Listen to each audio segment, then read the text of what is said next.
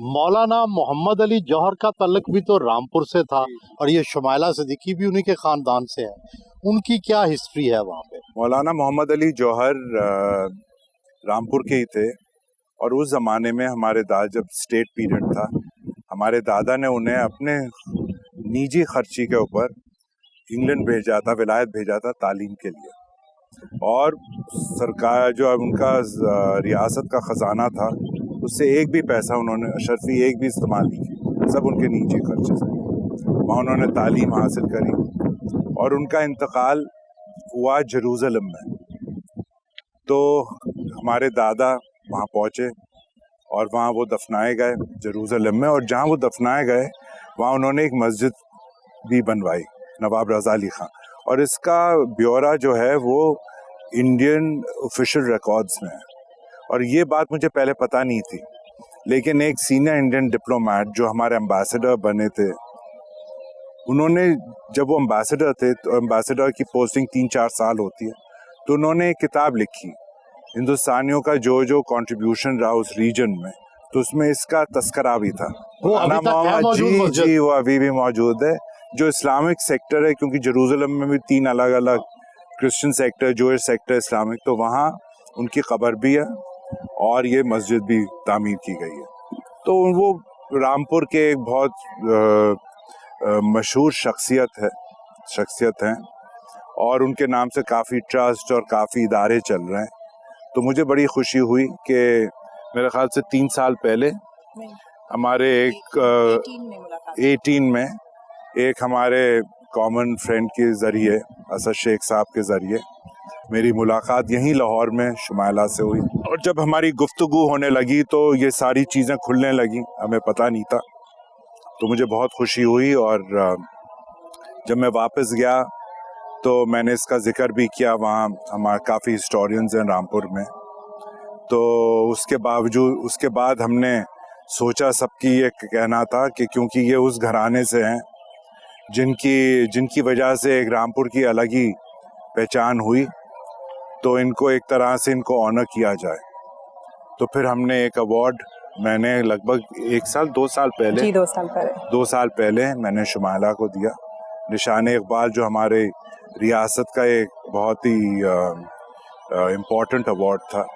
वो फिर मैंने यहाँ इस्लामाबाद में शुमाइला सिद्दीकी को प्रेजेंट किया। शुमाइला, आपने अपने बुजुर्गों से रामपुर की कहानियां तो सुनी होंगी, वो कौन सी यादें हैं वहाँ की, और मौलाना मोहम्मद अली जौहर से आपका क्या रिश्ता? अच्छा, मैं इंडिया कभी गई नहीं, लेकिन क्योंकि मेरे वालिद साहब पार्टीशन के बहुत बाद आए, दादा भी बहुत बाद में आए, और उनसे कहानियाँ सुन के, वालदा से, वालिद साहब से, फिर बहुत सारे रिश्तेदार वहीं छूट गए।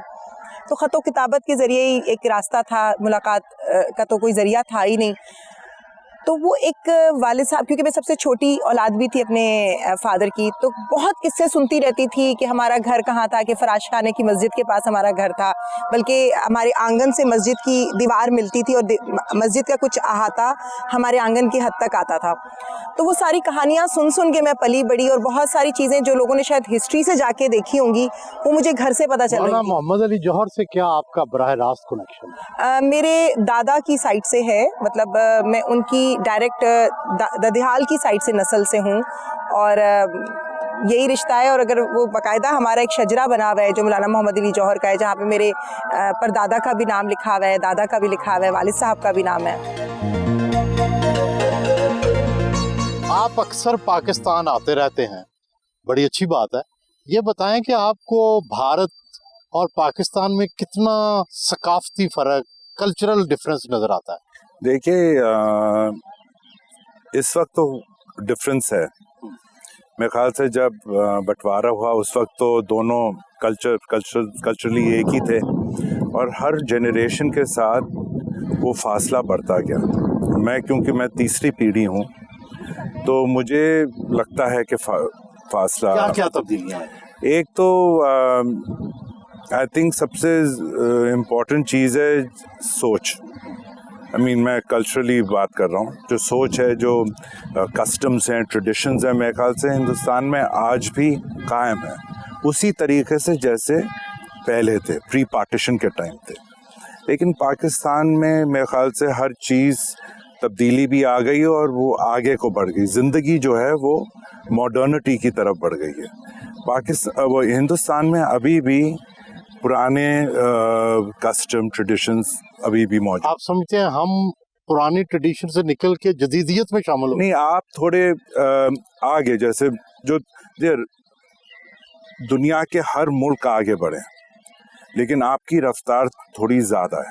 اچھا, ہماری تھوڑی کم ہے. تو ہم تو سمجھتے ہیں ہندوستان زیادہ ترقی کر رہا ہے. وہ ترقی الگ بات ہے, لیکن جو ایک جو ایسنس ہے انڈین کلچر کا, جو ایسنس ہے یا جو کسٹمز ہیں پرانے, آپ کو ہر جگہ ہندوستان میں آج بھی نظر آئیں گے. لیکن جو 47 میں یا 50s میں پاکستان میں تھے, آج وہ نظر نہیں آئیں گے. آپ کے یہاں اب جو ہیریٹیج ہے, جیسے لاہور, میں سمجھتا ہوں کہ لاہور آج بھی ایک کلچرل سینٹر ہے, کلچرل کیپٹل ہے پاکستان کا, کیونکہ یہاں کی عمارتیں آپ دیکھیے, صرف یہ قلعہ نہیں جہاں ہم بیٹھے ہیں, لیکن آپ کا جو ریلوے اسٹیشن ہے, یا پرانی حویلیاں ہیں, یا ایچسنس کالج ہے, یا ہائی کورٹ کی بلڈنگ ہے, یہ سارے کلچرل کلچرل ٹریجرز ہیں, ہیریٹیج کے ادارے ہیں, آج بھی موجود ہیں.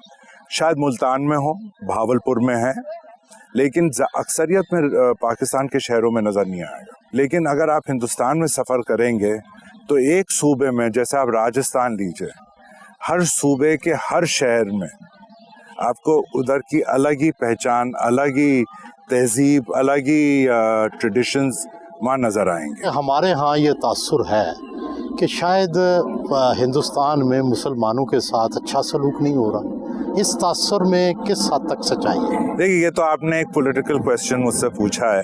دنیا کے ہر ملک میں ان کے لوکل جو بھی ان کا دائرہ ہے, اس میں سیاست ہوتی ہے, اور ہر طریقے سے سیاست ہوتی ہے. یہاں کی اگر میں مثال لوں, یہاں بھی غیر قانونی چیزیں ہوتی ہیں, ہر ملک میں ہوتی ہیں. مسجدوں میں یہاں بم پھٹتے ہیں, مرنے والا بھی مسلمان, مارنے والا بھی مسلمان, اور نمازی کو مارنا تو سب سے بڑا گناہ. تو یہ تو دیکھیے, یہ انڈیویجول چیز ہے اور یہ پولیٹیکل چیز ہے.